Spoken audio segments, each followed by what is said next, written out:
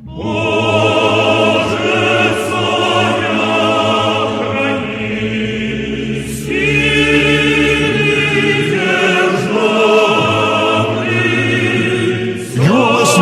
to the Orthodox Nationalist with Dr. Matthew Raphael Johnson.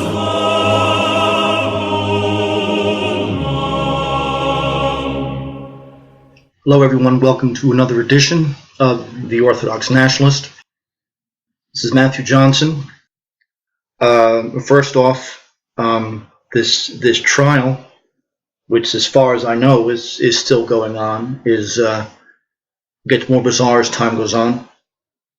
The details of it I've already dealt with and are on my website in some depth. But the oddity here is that Metropolitan John, a man whom I trust very much, a man who was very close to, a man who was a father in everything but biology, hasn't returned my calls, hasn't returned emails.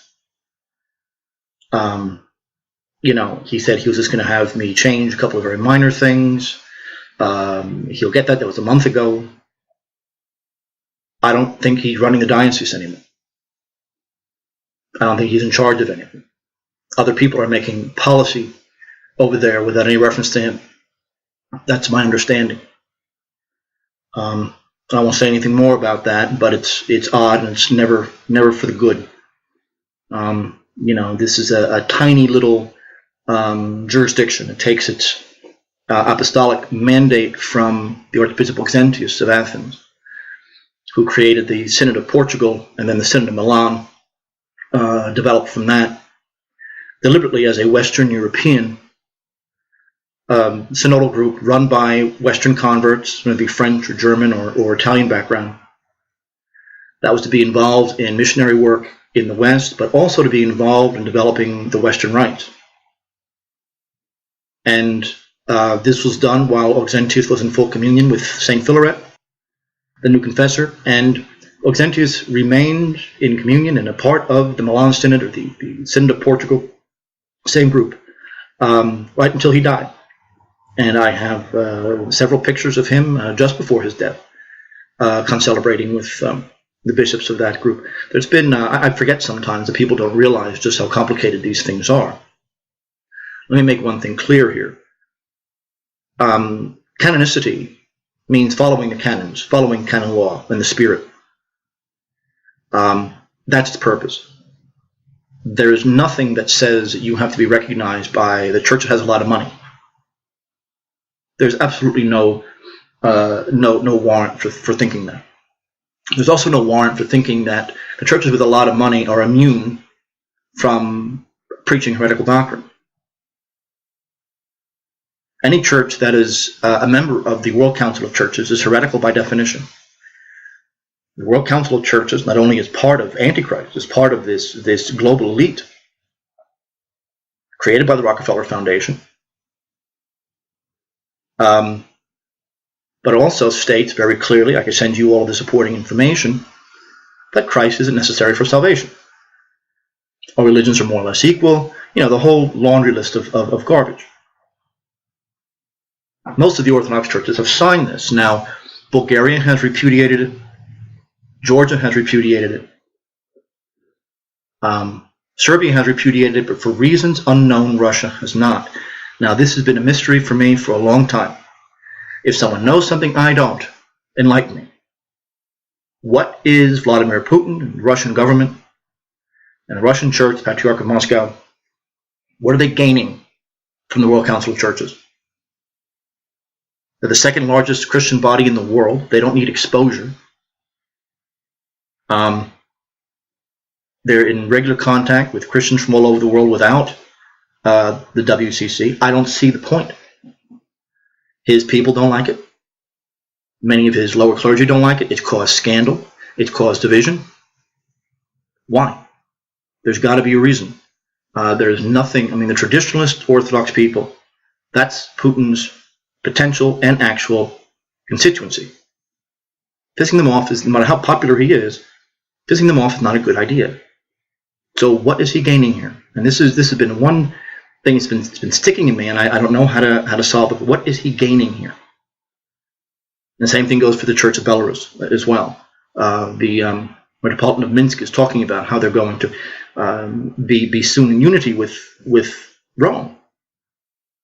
And I want to grab this guy by his beard and say, they're doing clown masses over there. The Roman Church doesn't believe in anything.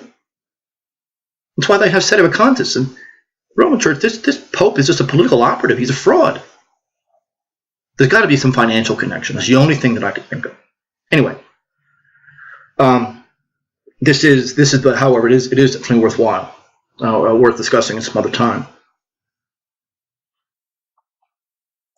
So anyone supporting the WCC is, by their very nature being a part of it, is a heretic. If they reject those aspects of the WCC, they're not a member of the WCC anymore. So it's very simple. So therefore, Orthodox people cannot commune with the Church of Constantinople or Greece or Antioch until that, among other things, is settled. That's just more blatant and obnoxious. It's an institutional connection they can't deny.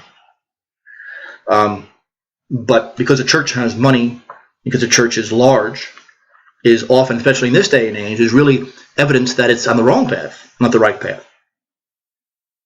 The traditionalists, so-called old calendarists in Orthodoxy, developed in the 1920s in response to the British Masonic Lodge, the banking house of London, Rothschilds and others, who elected one of their own, the patriarch, who was deposed shortly after that. Many of his own bishops admitted that they were approached by Englishmen with bribes, changed the calendar to the Gregorian calendar, and then said, the reason we're doing this is so that we can soon join with the Anglicans and the Roman Catholic. The result of that kind of extremism was the creation of the true Orthodox Church, or the old calendarists in Greece. At the same time, in Russia, the church was either in exile, underground, or in prison. The underground church was organizing slowly but surely. That will be another topic about how the so-called catacomb or underground church of the Soviet Union functioned.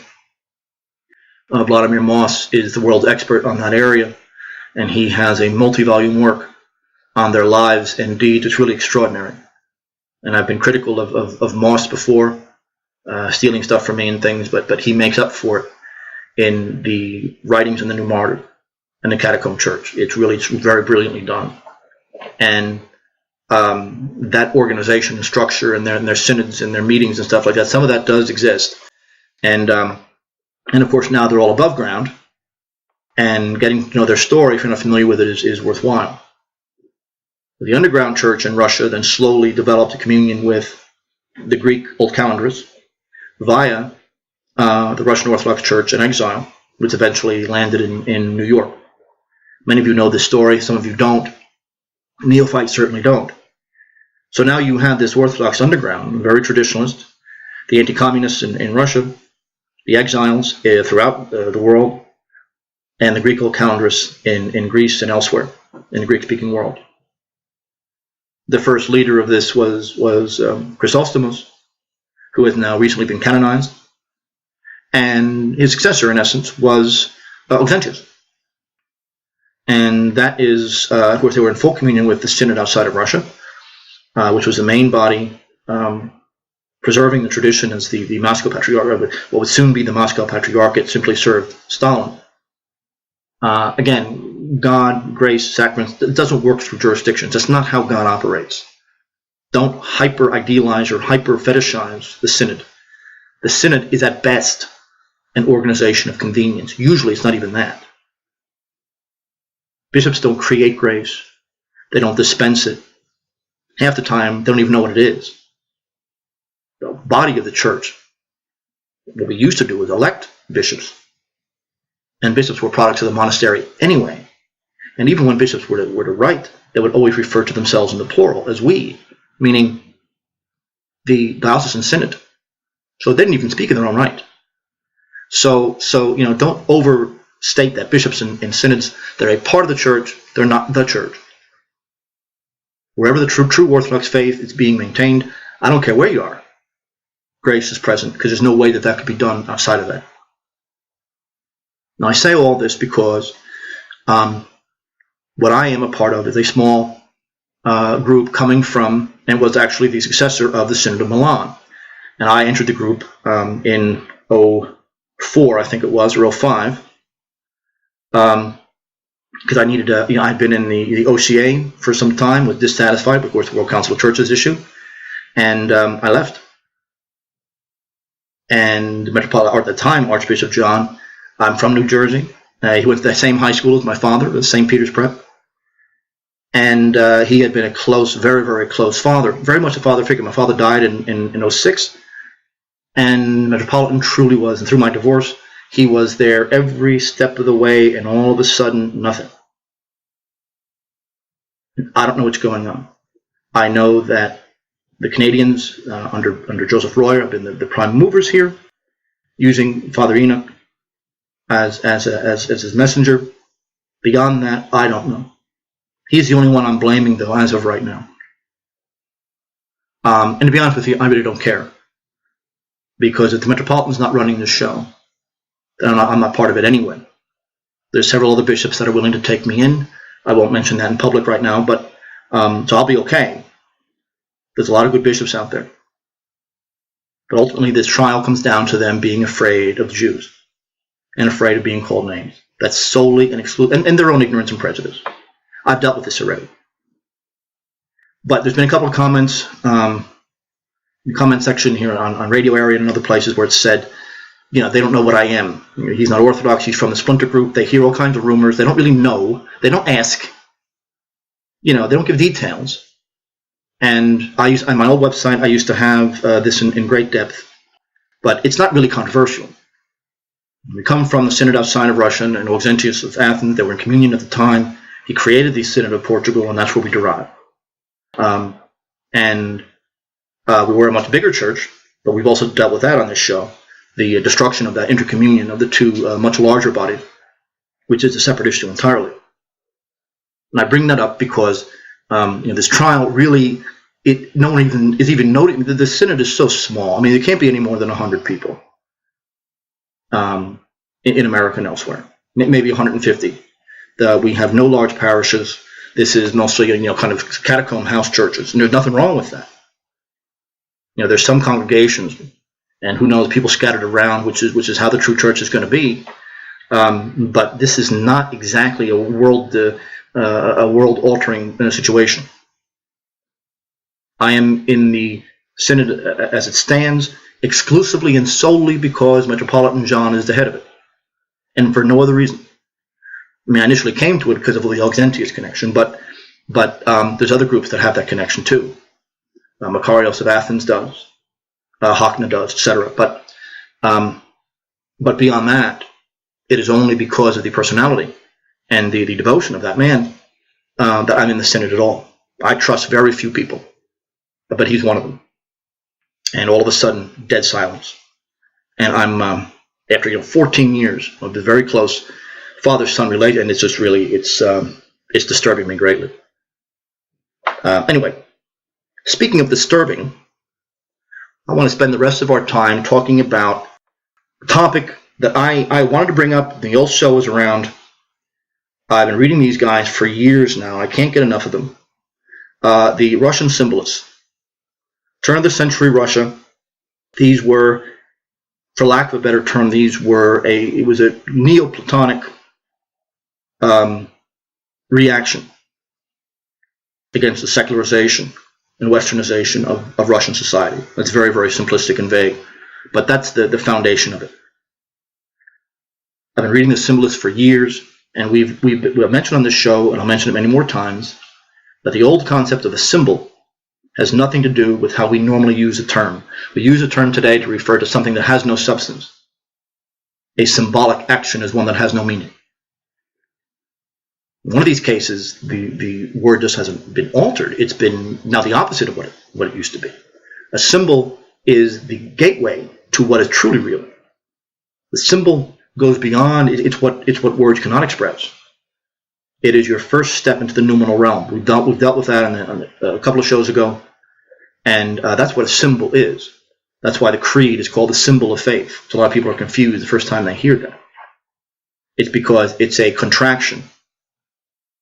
Symbols exist because words can only go so far. The creed is more than just words. Well, one of the founders of the symbolist school was Valery Bryusov, who died in 1929.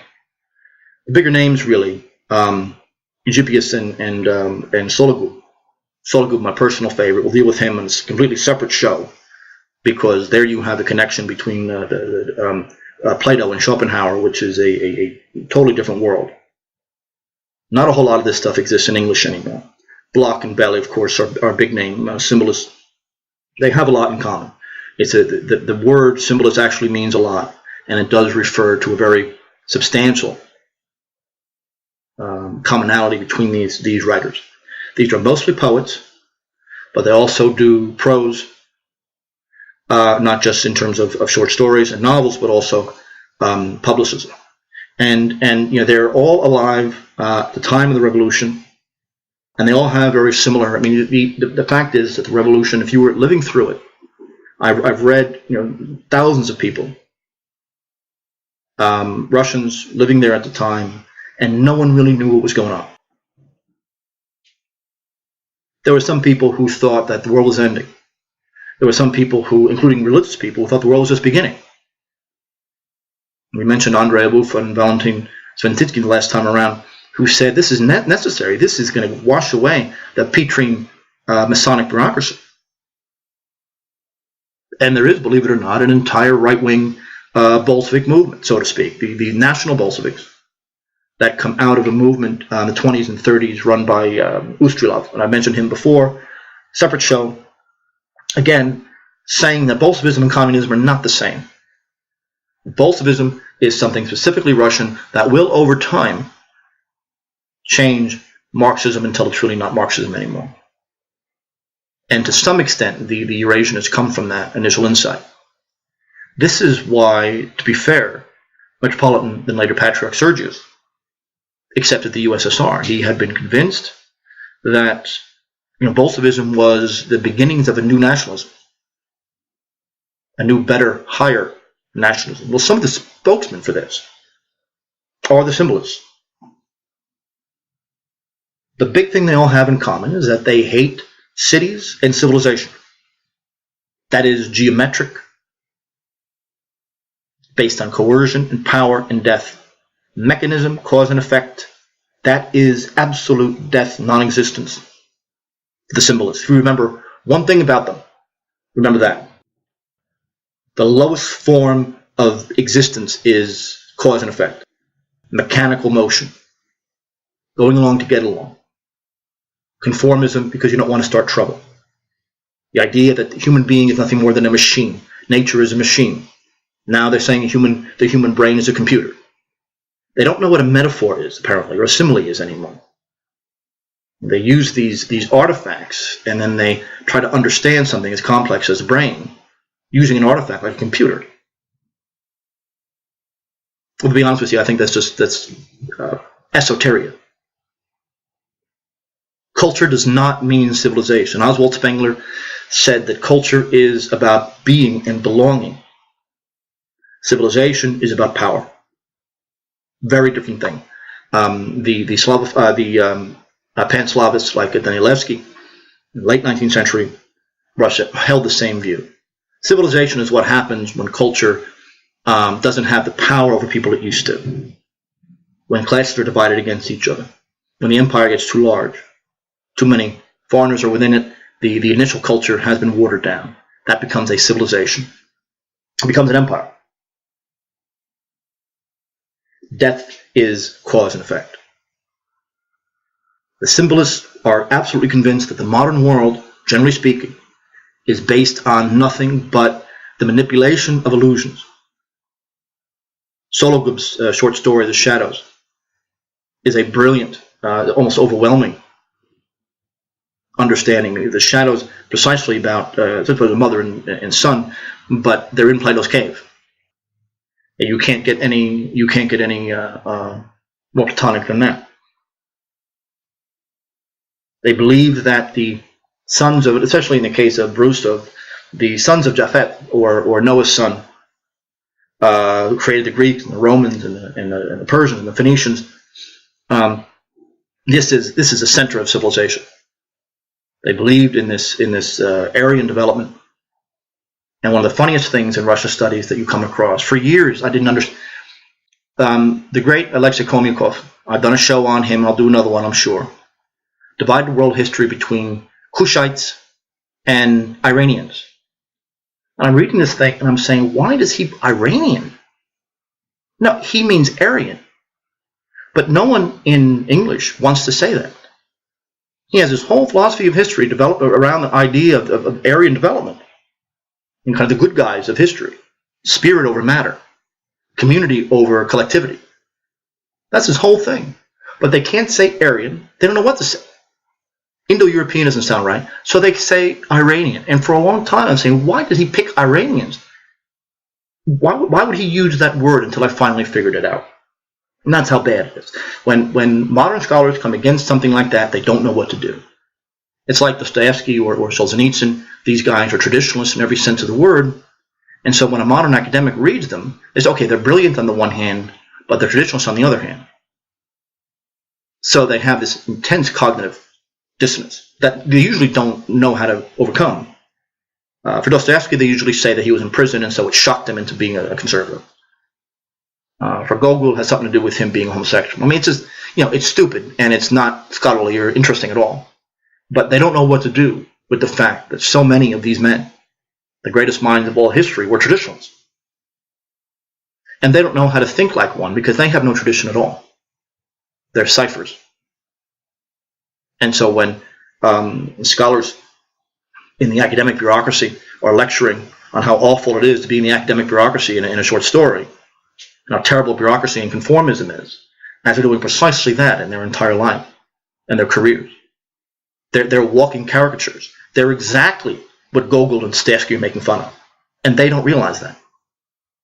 They're incompetent. Well, this is one of the reasons I guess I'm not in academia anymore. They were also influenced by Nietzsche. Now, it's very hard to figure out how Plato and Nietzsche can go together. I did my master's thesis on Nietzsche, and I connected him to Hegel, basically saying that they had more in common than most people think. I studied with the Hegelians then for my doctoral dissertation, Michael Oakeshott, British Hegelians. But Nietzsche was a big part of my early development. And there's a lot more there than most people. Very simplistic to talk about slave moralities and everything. Any idiot could tell you that. But there's much more going on there. Nietzsche is about inner transformation. It's about removing themselves from the mass. Nietzsche was he was alive at much of this time. Bryusov dies in 1924. Nietzsche had been dead for 24 years, but he was a tremendous influence on him. The poet, the writer, is building his own world, but he's not building his own world based on nothing. Literature in this field, again, American academics have no idea what it is like to think in Platonic terms. These are liberal nominalists worried about their careers and grant money. Truth is not relevant. They're trying to talk about someone who's trying to, like Bryusov or others, a solo group trying to synthesize Nietzsche and Plato in poetry. And poetry would actually be the appropriate way to do it. They may be able to spout the words, but there's no feeling behind them. They don't understand it. Neoplatonism is an antique to them. They're nominalists by upbringing. They are traditionalists. There's no random will to power here. They're associated with decadence. Now, what does decadence mean? Well, as a literary movement, it doesn't say much. It just says that there is a certain mentality, certain mental type that goes with dying societies. We're in a near-dead society here, 2016, September 2016, United States. It's one big episode of The Walking Dead. That's what it is. It's a horrible place to live. The decadent is someone who realizes that and is trying to figure out what can be saved and how. So Bryusov, like a lot of the symbolists, very concerned with Rome. They're concerned with Rome because they see, of course, Russia being the third Rome, they see it in decline thanks to the revolutionaries, just as late Rome was in decline. Not the greatest parallel in the world, but they do make connections. They see the disintegration and disorientation of society. They try to, so many people try to keep that from outsiders. Conservatism is about what's realistic, what we can say. And one of the big things is the language. Bryusov notes that very late Rome in the West, there were plenty of writers in day-to-day life. They were big into the grammar issues. And they did this, not to be pedantic about it, but they did it because this was one big thing that they needed to rescue from what was going to soon be the ruins of the Western Empire. They were concerned with purity of language. They needed to be these islands of sanity as things fell apart around them. And symbolists were in that same boat. We're in the same boat right now. And this is where, of course, Plato has to be the man to go to. And now you see where Plato and Nietzsche can fit. When you think of Socrates, when you think of Christ, when you think of the lone overman and Zarathustra, we're talking about very similar people. The prophets behave just like that. Separation from the mass, not caring about the consequences of what you're doing so long as it's true. Realizing that people are going to hate you. Realizing that most people can't think and don't want to think and are scared to think. Most people wouldn't know what to do with the truth if they had it. They know all this. They know their life is over the minute they say that they know that, and yet they do it anyway. I've done it, and I've paid dearly for it. But never underestimate the power of a clear conscience. That's the connection between Nietzsche and Plato, or Nietzsche and Socrates specifically, that these guys are making.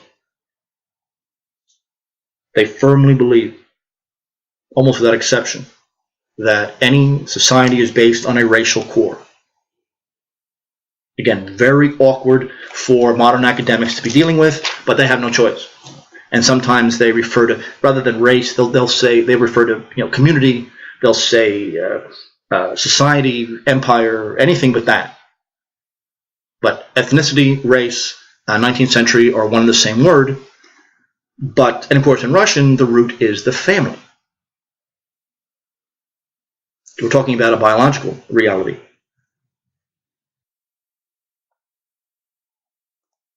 So they're comparing Russia to Western Rome, let's say 5th century, and they see the Germans. Remember, a lot of this stuff is written before the revolution breaks out. They see the revolutionaries as the Germans, the barbarians who, although were very destructive, had many positive qualities. And yet they were the cause, or I should say, they were the result of decadence. They are not the cause of decadence. Every major writer, no matter what, is hostile towards Peter the Great. And what Peter did in creating this hybrid West Petersburg Gnostic, sort of European, sort of Asian Russia by force. 1920, he wrote a book called the article, The Succession of Cultures. That a culture is the expression of a racial group. And he denies openly the concept of progress, that the ancients were just as advanced as modern Westerners, but maybe not in the same precise area. The Romans and the Persians, they had tremendous technology, but just never felt the need for smartphones. They had other things to spend their money on. So there's no supremacy there. There's no progress. If you believe in kind of the old Enlightenment idea of progress, you have to believe in some kind of supremacy. Whenever racial groups or cultures are further ahead in this linear progress, They're better than those, and they have a right and a responsibility to colonize those who are not so advanced and to teach them. Christianity was never the especially for English and Dutch colonialism, that was never the purpose of it. It progressed. That's how Britain and the Netherlands justified colonial rule. You are noble savages. We will take you out of that state and teach you all about civilization.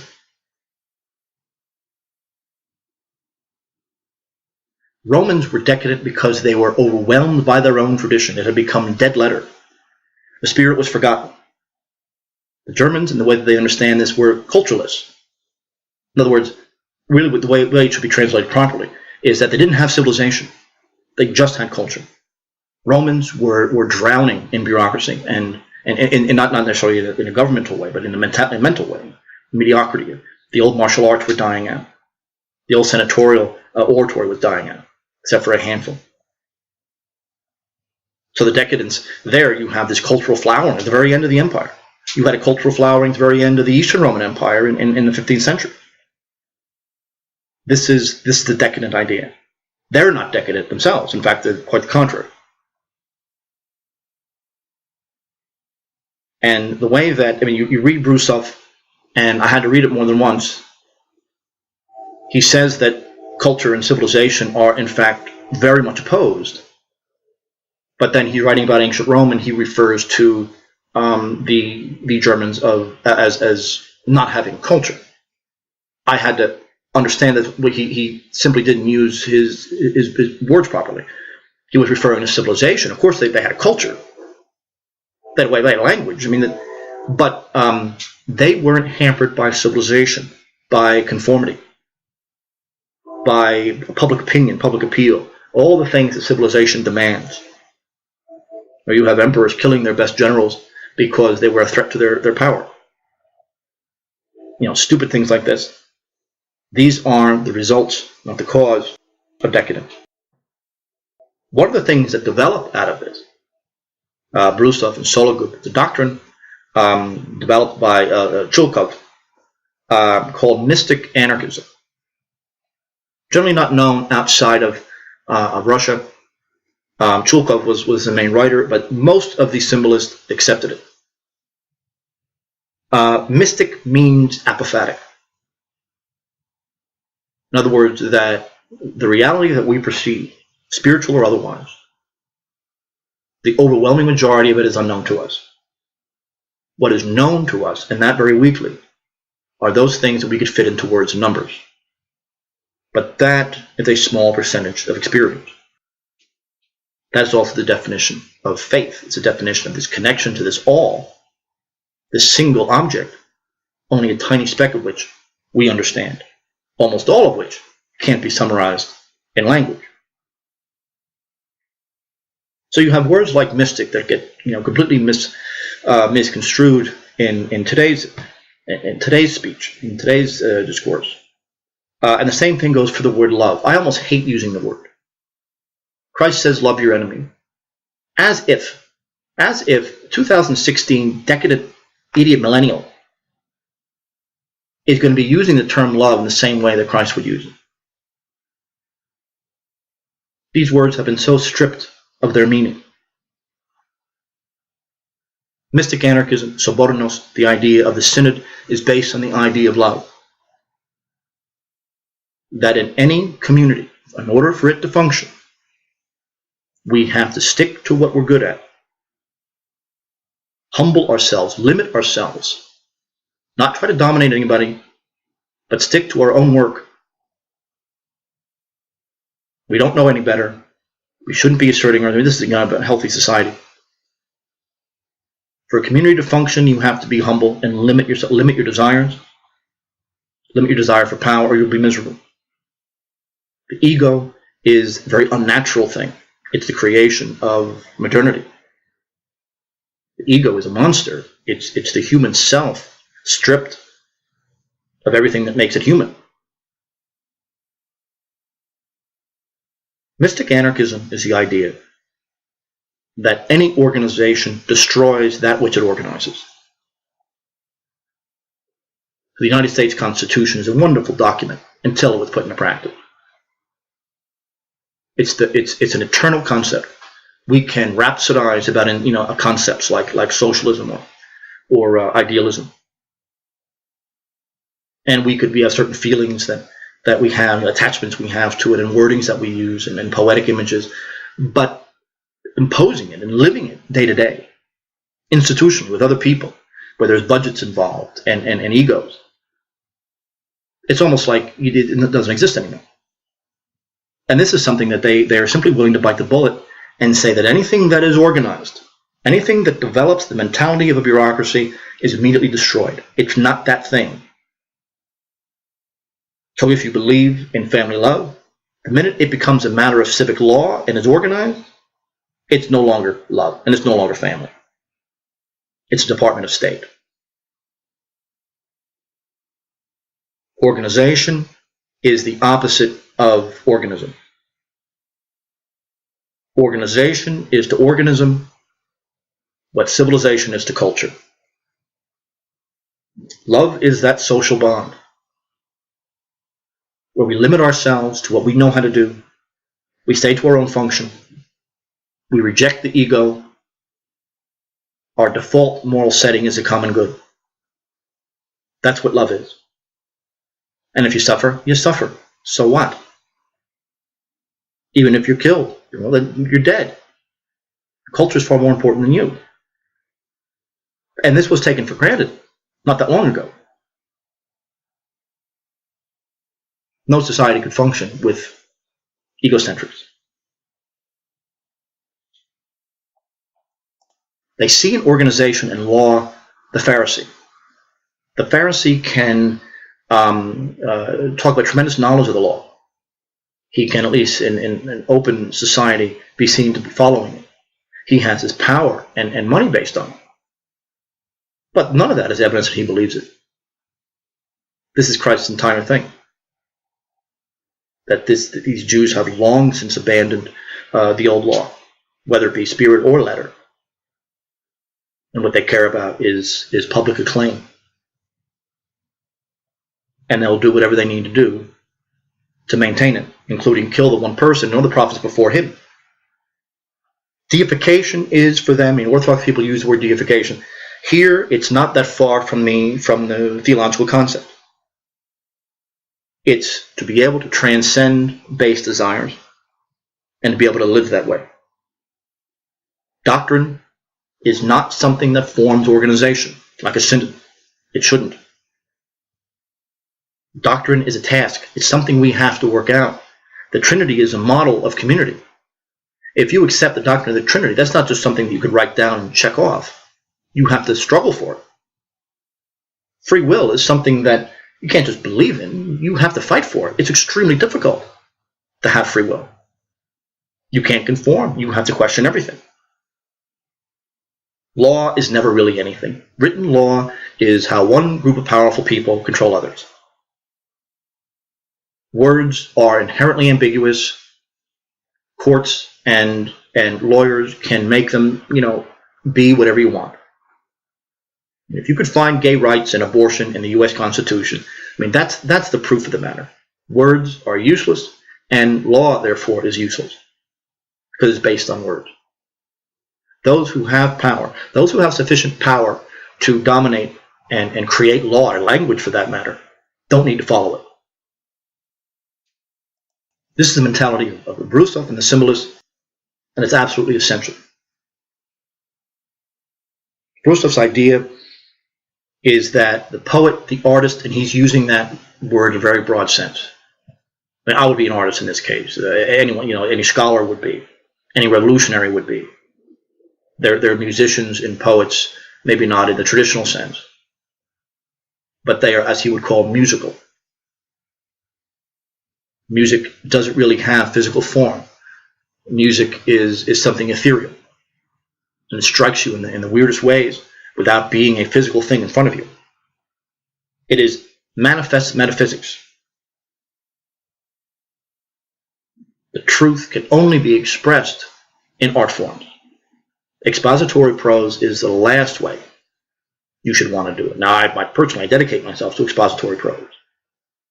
I think one of the reasons that like a podcast like this is successful is because it's one thing to write it down on paper, but when you're describing it and connect it with other things, and there's a tone of voice and a personality behind it, it's another matter altogether. He has one of his more famous, Bryusov's more famous stories, a short story written in 1907 called "The Republic of the Southern Cross." Southern Cross he's referring to, of course, the constellation, which is loaded with the name of the group is symbolists, so clearly they're going to be deep into esoteria. There is this, the concept of this, the mythical concept of this of the Southern Cross, at least as how it was when he was alive, was that this was a place of struggle. This was a place where base desires are transcended. This is where the half man, half horse of myth, the Sphinx, these weird hybrid things, part man, part animal, among other things. Part of what's happening here is that they're very, you have to fight one in favor of the other.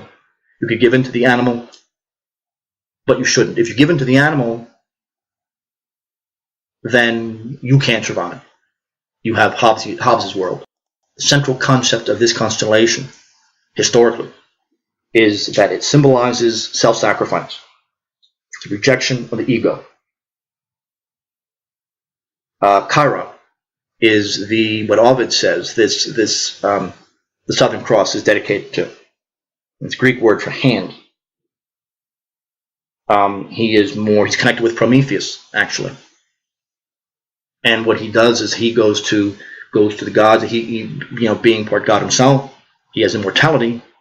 He trades his immortality for Prometheus's life. We're talking about Dr. Faustus here. That's the esoteric concept of the Southern Cross. And so this story is very brief and very odd. In the polar regions of our planet, 300 steel factories created a society. The only people who are allowed to vote in this society, about 2 or 3 million people, are steel workers and people connected to steel workers. So that's about 60% of the population, he said.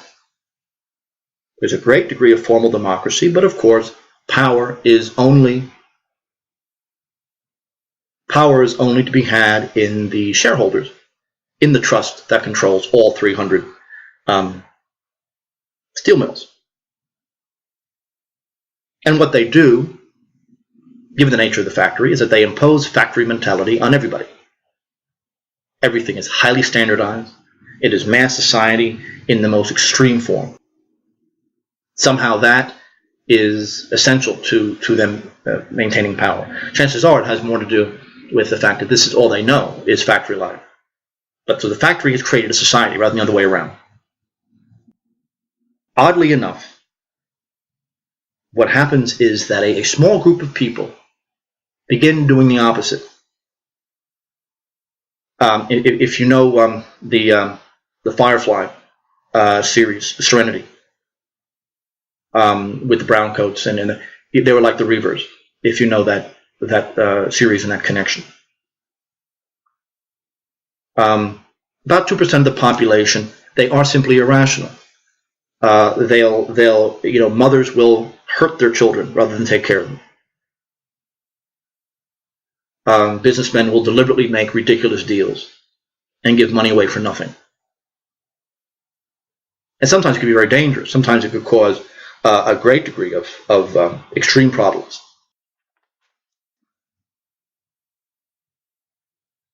But for some reason, there has been an overwhelming spate of this, and it's taken over the entire society. A guy by the name of Horace de Ville, using a very kind of an Anglo name, takes over and runs the place as a dictator, mobilizing all the sane people, sane in their world, as humanly possible. A guy by the name of Whiting is far more militant and wants to kill anybody who shows these irrational behavior. This is a common motif. You see it in Star Trek. It's all over the place. That this very rigid society, for some reason, has a portion of it that's absolutely ludicrous and insane. But for reasons that is not made clear here, it overwhelms the society. It's a sickness, kind of like our modern genre of the zombies. It's very similar. It seems to be biologically based, that these people, if they are bit or if they are killed and come back to life again, are not human. All they care about is eating, and they can't learn. They're very slow. These people are similar to that, except that they're normal human beings, but they think like they don't even think like animals. They're worse than that. They do things deliberately to hurt their own interests. They'll set fire to their steel mill. They'll kill their best friend. I mean, just ridiculous things like that. I mean, it's not even an egocentric kind of irrationality. It's a destructive irrationality. And DeVille formed something called the Society of Struggle. The name of this disease is called contradiction. It's a literal translation from the Russian. It's because people act contrary. So it's very similar to, again, if you know the Serenity series, Firefly, the Browncoats, they're Reavers. See, well, even there, Reavers are rational in the sense that they do form communities. These people are incapable of community. It's almost like if something is in their interest, even a non-controversial thing, like mothers taking care of their kids. Mothers have killed their children in these conditions, and they're not cured. They have to be eliminated. The Society for the Struggle to Preserve Sanity is the name of his organization, and he takes over the government and runs it, again, in an extremely totalitarian manner, because they have to watch and see if there's any signs of this kind of arrest. Someone all of a sudden, starts hitting themselves in the head with a bat. This guy has to be eliminated somehow. So everybody's being watched to make sure that this disease doesn't show up. The oddity is that people who are normal, people who have not succumbed to this disease, in their fear, in their worry, whether they're trying to escape, whether they're trying to protect themselves, end up being exactly like those who have the disease. So those who are trying to escape the area, they're bribing pilots to take them out, and they're giving away their children. You have 3 children, take one. You could sell them, make $1 million. Anything. They're so fearful of being killed by one of these people or becoming one that they do insane things to protect themselves. The point being is that it fails even doing that. They don't protect themselves. In their irrationality, in their fear, they are precisely the people who they're afraid of. The fact is that, at least one simple way to look at it is that the steel mill, the modern industrial economy is always short term. That's what they think rational is: efficiency, profit, that kind of thing. But it never really is. Over the long term, it's extremely irrational. They can talk about self-interest, but then when that is spread out, where corporations have the power to, of course, privatize profits, but always socialize losses, that can only be done for a short period of time, because socializing the losses draws more and more out of society they depend on. The fact is that these people, members of this Society for Struggle, who pride themselves on being the healthy ones, in their fear are just as bad, if not worse, than the people who they're afraid of, these irrational contrarians. So what do we have? That was just a very, very thumbnail sketch of one extremely important writer. Valery Bryusov doesn't really get the attention. It's very easy for someone like him to be overshadowed by Fyodor Sologub or Andrei Bele, especially. Alexander Blok actually has Western followers. Bryusov generally does not. Poetry is the means to express those things that normal expository prose can't. that truth, if it's really true, if it's really this integrated, very profound concept, can't just rely on language. It's a contradiction to say that truth is in the unity of all of our faculties and the integration of all functions in a society, all aspects of reason, all aspects of social life taken together. And then say, well, but you could use the language is sufficient. The language is not integrated. The language is one method out of many. Art approaches reality from many, many different ways. Truth can only be managed. Its expository prose has a place, but a relatively small one. Art, day-to-day life, what Heidegger calls care. This is what's essential. Picture speaks 1,000 words. That's true, but it also speaks things that words can't express. That's the point of doing it in the first place. Music can express things that there is simply no way to put into words. If you've never been in love, you're talking to somebody who has never been in love before, how do you describe that to them? You're talking to someone who's never had children. There is no way to describe how it is you live that life with them, especially when they're little. That's what, are you crazy? How can you chase them around all the time? They don't get it. You always say, well, I don't know. You have to, when they're yours, it's a totally different thing. It's a totally different thing. That's the point. The symbolist idea is the rejection of the modern and nominalist tenet that if it can't be expressed in words or numbers, it doesn't exist, or at the very least is not knowable, and therefore might as well not exist. The society in Southern Cross, Hyperborea, is something where the factory has created a society, which usually is the other way around. And all they know is this kind of standardized massification. And in a certain way, for steelworking, that actually has a place. It's not evil. But the minute you live that way, you look at God that way, you look at, then it's absolutely out of the question. So you can have a doctrine, an ideological doctrine, and you could put it into words and you could rhapsodize about it. And you could preach it, and you could truly believe it. But it only is true, and it only is real when you're living it. Unfortunately, living it usually means suffering for it.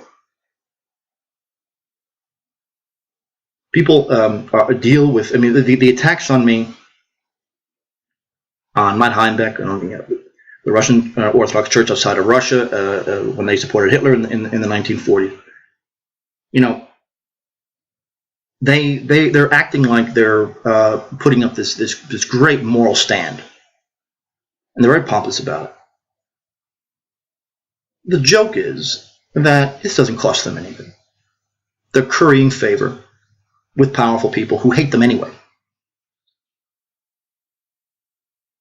The SPLC is not going to like them. I've received breathless letters saying, "Oh, the ADL hates Matt Heimbach. How can you have anything to do with it?" And they're referring to the ADL like it's a newspaper, like it's a non-biased source. You're not traditionalist or Orthodox that are traditionalists in every other way, but for some reason they just have this black spot when it comes to these political issues and social issues. That's not how it works. A friend of mine from Hackney, not a clergyman, had said that we need to repudiate institutions like Radio Aryan and the Traditionalist Workers' Party. No specifics, of course, but it's very pompous moralizing from someone who doesn't really know what these people stand for. They just have these prejudices. They have these terrible half-digested prejudicial biases on what the Third Reich was, or fascism just means something they don't like. And this is the ground where they're saying they have to be repealed. Really, ultimately, what it comes down to is that we're bad for business. They don't like being reminded that their church was very enthusiastic. Both the Ukrainian and the Russian church were extremely enthusiastic with Adolf Hitler.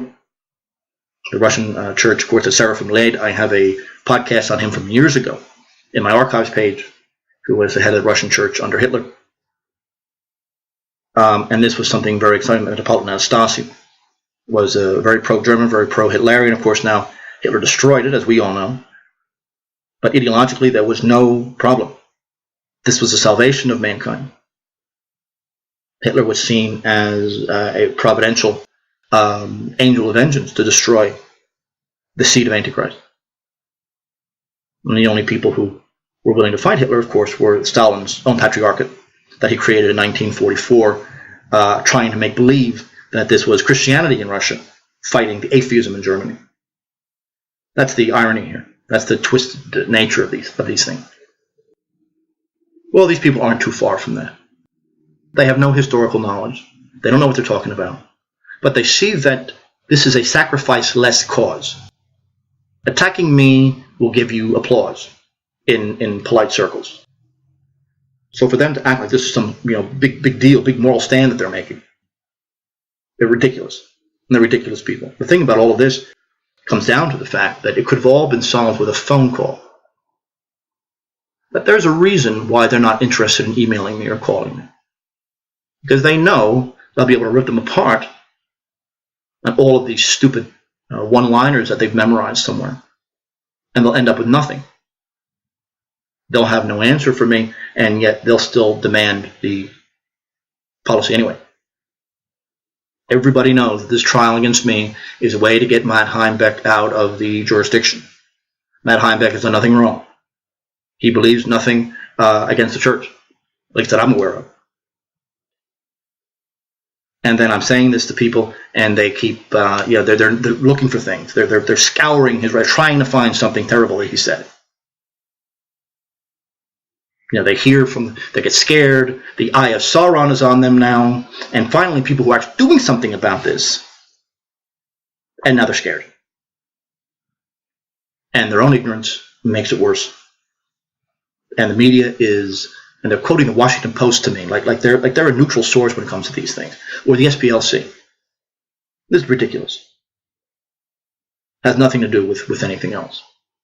But adopting cause of truth in the symbolist mind is automatically to suffer. Suffering is not necessarily a terrible thing. Death is not the worst thing that can happen to somebody.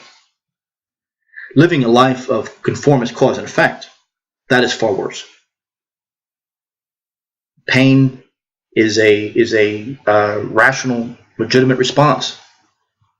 Not necessarily to something that you're doing wrong, but that you are a sane person being forced to live in an asylum.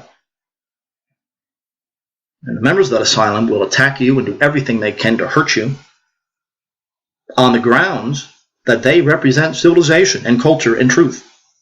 And they're absolutely convinced of that.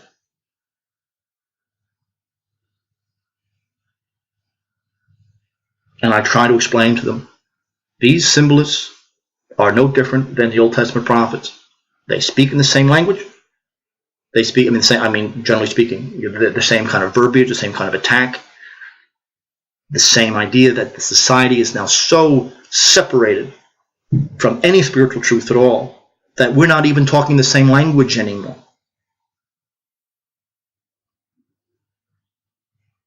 That's the symbolist idea. The development of what would be poetic symbols or political symbols, this is a first step in trying to bridge that gap. There is no connection between modern society as it stands, whether it be in 1905 Russia and in St. Petersburg, or in 2016 America anywhere. There is no spiritual truth at all. There is a complete separation between the realm of forms and matter. It's living death here. So we don't even have the vocabulary to tell people about it, because their vocabulary, their language is from the society. Symbolism was your first step out. And that's what makes them so interesting. What makes them very difficult to read. They're extremely difficult people. They're weird. They go through all kinds of phases with their religions. They don't know what they are, but it's because they are relatively sane people forced to live in utter insanity, which is where we are right now. Thank you, everyone. Thank you for listening, and I'll talk to you next time. You've been listening to The Orthodox Nationalist with Dr. Matthew Matthew Raphael Johnson at RadioArian.com.